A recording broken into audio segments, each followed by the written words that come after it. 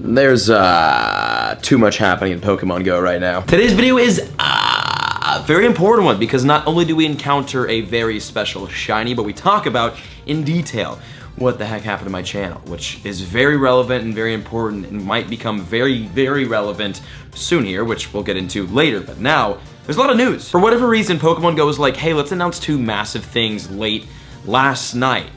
At like the most random time. I had no idea, it was so curious to me. Number one being, ready for this tweet right here, ready for special raid weekend, Friday, February 22nd to Monday, February 25th. Latias will be available in raid battles. If you're lucky, you may encounter a shiny Latias. So tomorrow until the 25th, we'll be in Chicago, in like rural Chicago, so there's no way I catch a shiny Latias. We'll be in Chicago on Saturday for Clan Pearl Day, like the city of Chicago, but unless I get lucky on that day, I'm not getting this Pokemon. So that's happening. That's special this weekend, not to mention Clan Pearl Day also happening this weekend. Also, Go Snapshot, this tweet, is now live for level 5 trainers on Android devices. Level 5 will be the minimum level for trainers to access this feature. Trainers on other devices, stay tuned. Android!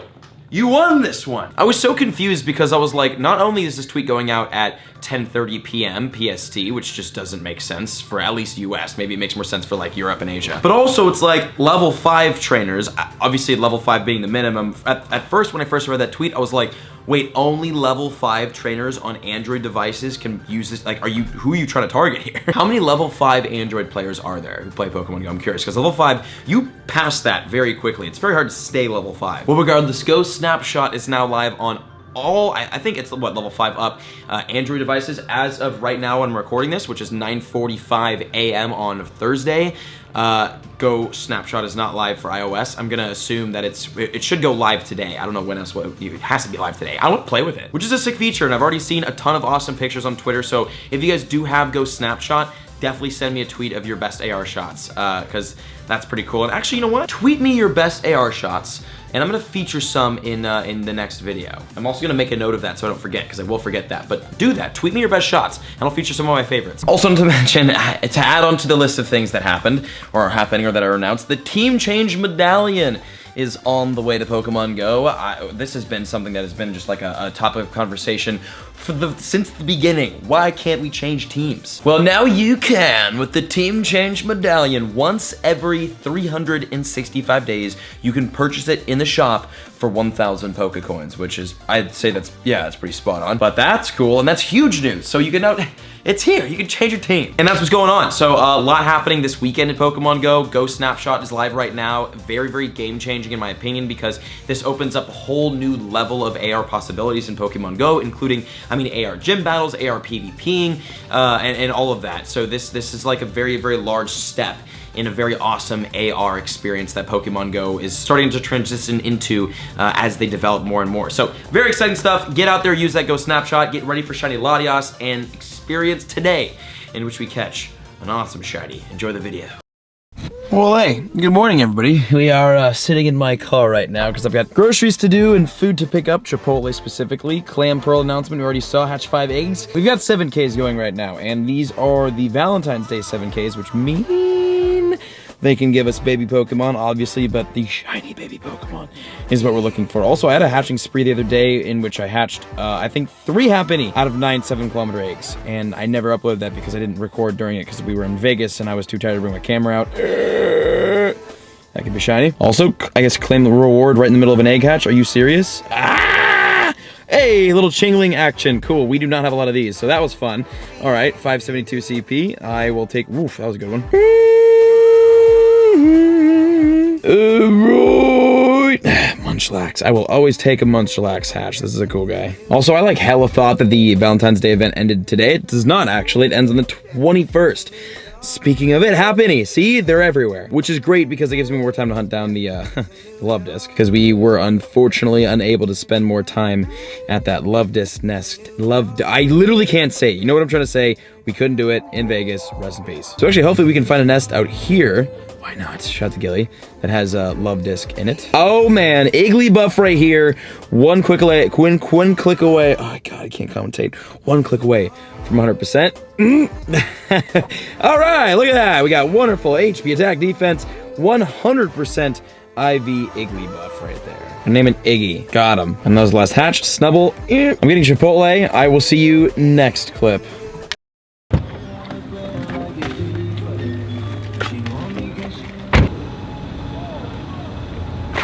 Guess who's back?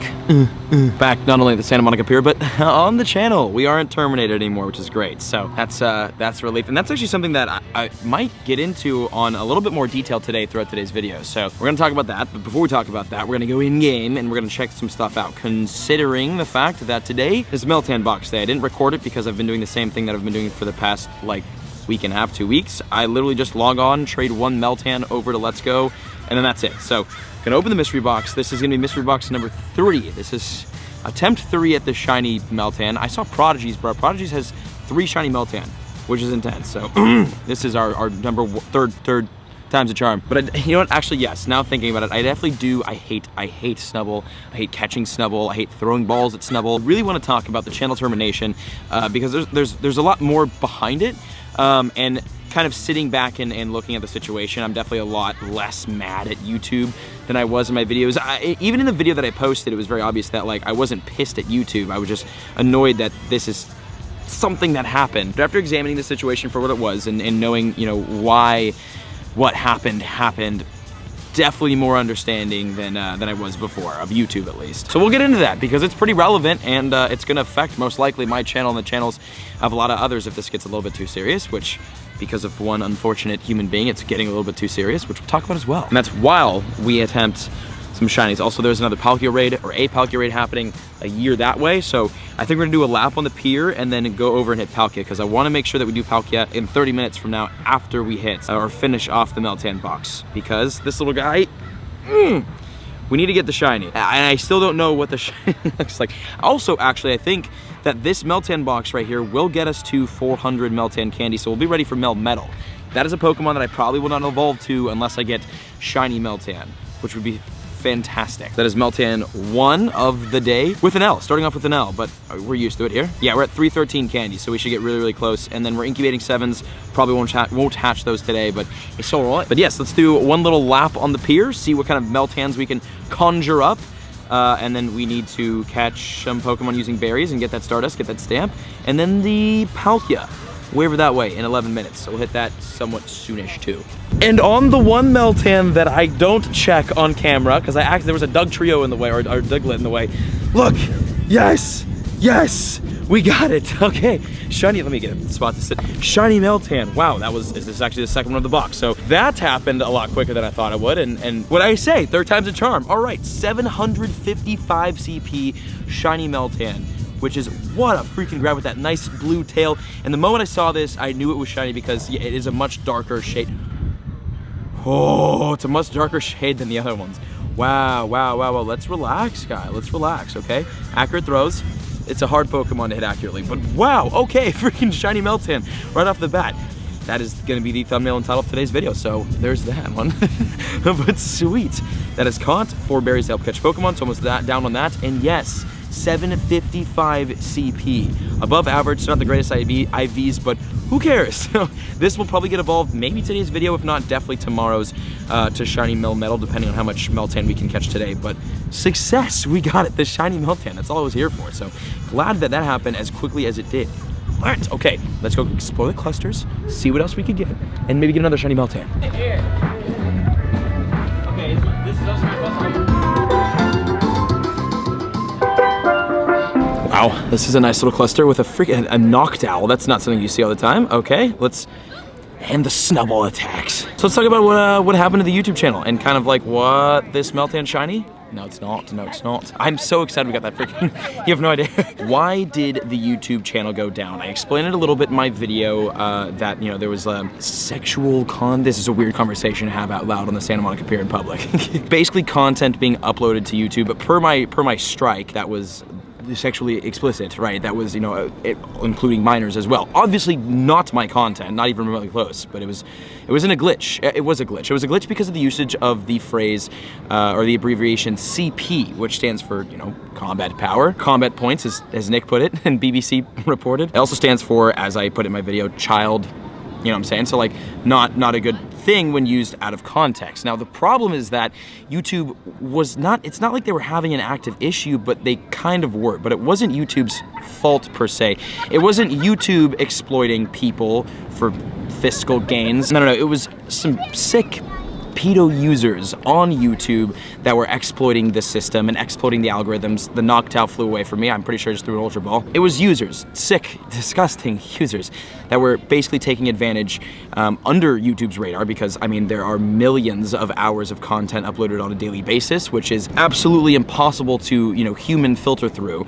Like, you can hire 10,000 people and it still will not do as much as, you know, an algorithm could do. So this issue was brought to YouTube's attention via a user. I totally forgot his name. We're gonna go with Matt. I know his name was Matt. I don't know his full name, but basically Matt made a video exposing YouTube on the issue when it wasn't YouTube's fault this was happening. This was people, again, sick users taking advantage of the algorithmic system that has been implemented by YouTube that works so well, and then using it for just disgusting things. I want to explain exactly what happened. It was just like innocent videos of kids, innocent vlogs, innocent videos that were made not innocent by sick people on the internet. So YouTube, in an attempt, a large-scale attempt, a scaled attempt to solve the issue or at least remedy it, they basically went and did like a big bandwave via algorithms, which is why my channel, Nick's channel, some people in the the WWE space, along with that's 100% Igglybuff, by the way. I hatched that the other day. No wait, I recorded that. You saw that. And people in the Club Penguin space was why you saw people with CP in the titles,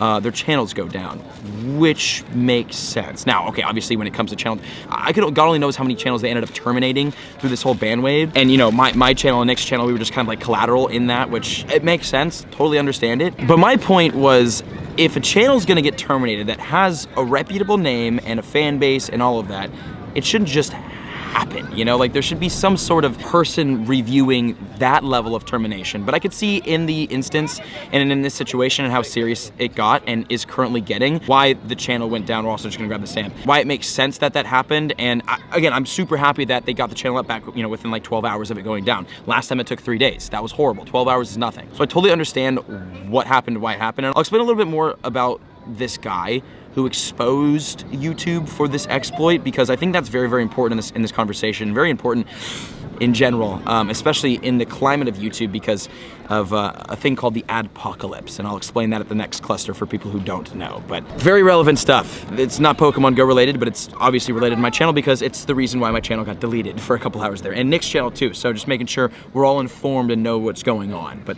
that's that. I'm gonna be honest with you, I'm always excited to see a Weasel spawn, just because, like, I mean, these were raid exclusive for a while, right? It's still pretty cool to see them in the wild. Also, not to mention, I have not evolved to Floatzel yet. We have the candy for it, and if we don't, then we'll probably get on this one catch, because I forgot as a part of this event we have double candies, which makes the Meltan box just that much better to use right now, because, I mean, we'll be able to get like 2 Mel medals if we keep up the Meltan box progress here. That's 12 candies per catch. That's fat. Actually, same thing with Weasel here. That will be a good 12 candies, and we're at 82. Wonderful. I'm gonna transfer this because I think I have a good IV Weasel, but we will get Floatzel soon, I promise. Also, Meltan.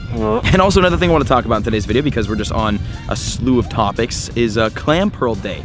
Not about it, because, I mean, we know what Clam Pearl Day is, when it's happening, and what's going on with it, except for how to get Huntail and Gorbis. We don't actually know the specifics behind that quite yet. But I kind of just wanted to go over, and we'll probably do this. You know what? We'll talk about this I almost transferred that. We'll talk about Clam Pearl Day at the next cluster, which is the end of the pier cluster, and then we'll talk about the rest of the YouTube issue and the termination issue at the Palkia Raid that I will hopefully make if I start walking more than I'm talking. All of which is very relevant, and I'd love to get into. That's 170 CP Magikarp. My goodness. Little pincer action.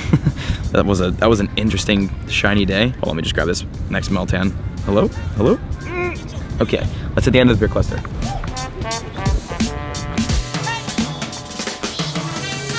Oh, the end of the pier cluster. So, Clam Pearl Day. What's going on with it? Why is it better? Why do I know it's gonna be better? I'm just gonna put the camera out. Why do I know for a fact that it's going to be, I'd say, significantly better than Phoebus Day? Well, it's just overall more fun and more rewarding to play. We have more bonuses. There's more incentive to play. Phoebus Day, the incentive was shiny Phoebus, which is great.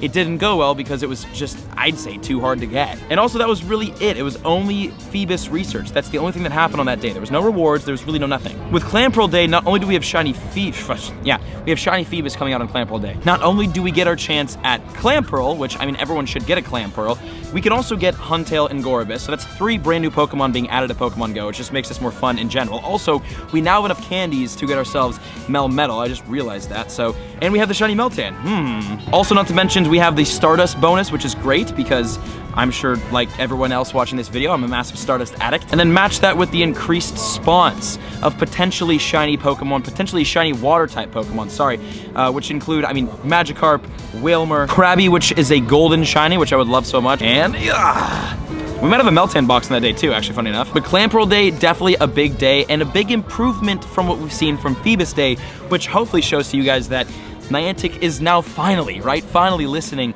to our feedback as a community and making pretty, I wouldn't say drastic improvement. Yeah, you know what? Drastic improvements. Now, I'm gonna go over to that, the Palkia Raid, and then we can talk shop about this whole YouTube situation, because it's important, and it's important that you guys understand it so that you guys aren't as ignorant as A, Matt, and B, Matt's followers. We have to apply logic to certain situations. Some people aren't good at doing that, so we're gonna do that, and I'm gonna bring you guys along for the ride to make sure that you guys are informed, because I love when my fan base is informed on important things.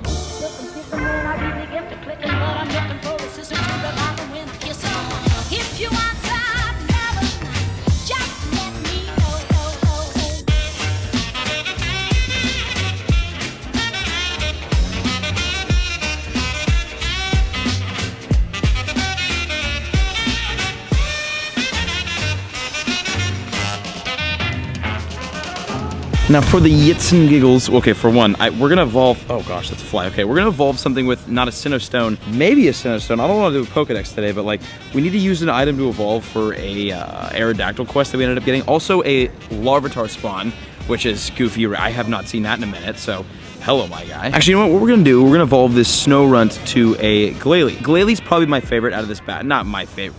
One of my favorites out of the batch when it comes to the Sinnoh Stone evolutions. Glalie looks sick. Not super useful, not the best meta-wise, but a dope Pokemon, and this will be a lucky Glalie, so figured, you know, we got a bunch of Sinnoh Stones from the Sinnoh Stone community day. Might as well burn one or two, you know. We still have a couple Pokedex additions to do, but hey, lucky Frostlass. That one is freaking tight. And then we can grab this Aerodactyl. Was that worth it? I mean, it was worth it because we got a lucky Frostlass, but like, no shiny. All right, let's get Palkia.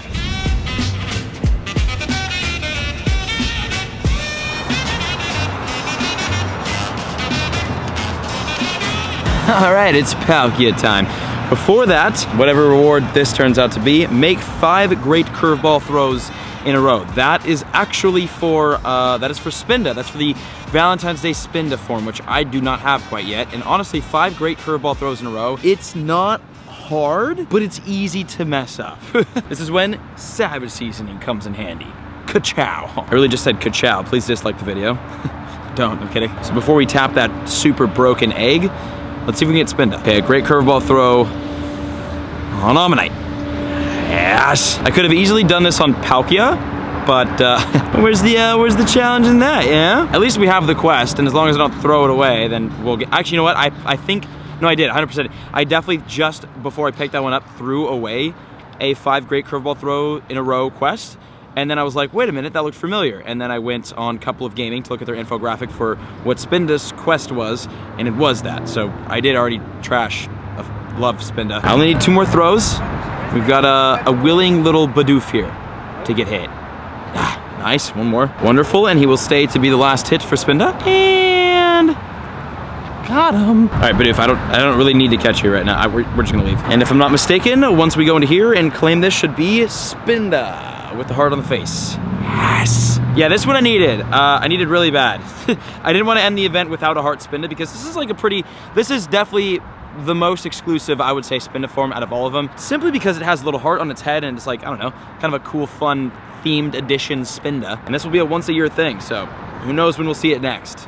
Next year, during Valentine's Day. That's when we'll see it next. All right, it's time. Let us hit this Palkia right here. Knock this down and talk about this YouTube situation and kind of why it's very important. Actually, I'm gonna start before we even battle this because it's kind of a lot to explain. So basically this guy, Matt, made a video exposing YouTube for promoting and monetizing exploitation of children in an inappropriate manner. This is just blatantly not logically possibly true, because how can YouTube know that this is happening without people reporting on it? Because YouTube has thousands of people hired to filter through content, but even then there's millions of hours of video content uploaded on a daily basis. It's hard to see stuff like this happen, especially when it's usually happening in the comments section. Imagine reading through thousands of comments on thousands of videos in millions of hours of, you know what I'm saying? Like, it doesn't make sense. It's hard to do. So these pedos were basically going under YouTube's radar, exploiting the system and exploiting the algorithms, and then having their own like disgusting little community, which YouTube has been actively working on destroying. Hence the termination of my channel. That's proof that they were actually doing something about it. So then this guy went on and made some live streams. This when I talk about human psychology, this looks like a guy who just fiends for attention, who like from some, maybe he was bullied as a kid or didn't have a lot of friends growing up, he just fiends for attention. And he tried to take his stab at YouTube. It didn't work out. He actually, some dirt was discovered on this guy, and it turns out, I think he's, I know Keemstar couldn't say this publicly because he's, you know, a major news outlet, but like, I think he's pedo-esque himself, this guy reporting the issue. Like, you know, the kettle calling the pot black, right? It's like, A, how do you just stumble upon this like disgusting community inside of the YouTube comments if you're not part of it? Like, how did you even get there via the algorithms? And B, he's had videos on a previous channel that he told no one about that are creepy, that are not good. He had a video that he like rolled up next to like a young schoolgirl, honked the horn at her, and then she pulls out her earbuds, and he like tries to start talking to her. She turns around and walks the other way because she's smart, right? Because he's obviously a creep. And then he asks her like, do you want to be in my adult film? As like a vlog joke. Like, that's gross, dog. So this is the guy that's exposing YouTube. Now here's the repercussions of his actions, right? He had his fan base, again, just a lot of idiots that are just misguided by this bigger idiot. He had them, during his live streams, tweet at people and advertisers and companies who put advertisements up on YouTube. Now what happened, I would say, what was it, last year, the year before? There was this thing called the adpocalypse, where basically a bunch of brands pulled their advertisements out of YouTube, and that really, A, financially hurt YouTube, and B, financially hurt, that is the biggest dog I've ever seen in my life, B, financially hurt every YouTuber to ever exist on the platform. Which, as you know, I talked about a little bit in my video about being terminated, that's kind of an issue when, you know, you build a career around this and then financially it's not able to support you anymore. It's an issue. So the adpocalypse happened, and that was a big eye-opener for a lot of YouTubers in the sense of like, this isn't sustainable. This YouTube life isn't sustainable. It can end, or an outside factor can affect it at any time. So a lot of people kind of wisened up during that, but so did people in YouTube and advertisers. It's like, if people get mad that a certain advertisement is on a video and is promoting or monetizing a certain idea, people get pissed about that. The advertisers do not choose where their advertisements are placed, for one. In no way should you look at an advertisement and then correlate that to the content, because that's not really how it works either. The advertisement is tailored to you. The content is what you're watching. They're related in some algorithmic way, but they're not related to each other because of each other. They're related to each other because of you and your interests. That's how advertising works on YouTube. So don't be too mad if you like, I don't know, man, people are weird. But what this guy did is had his fans tweet at advertisers telling them to pull their advertisements from YouTube and to not support YouTube. Idiot! That's not going to solve the problem of the pedo comments, right? That's the users. It's not YouTube's fault or the YouTuber's fault. That's the users. So the repercussions of that is that advertisers pull out of YouTube, which doesn't solve any issues whatsoever, but makes life on YouTube harder financially for everyone.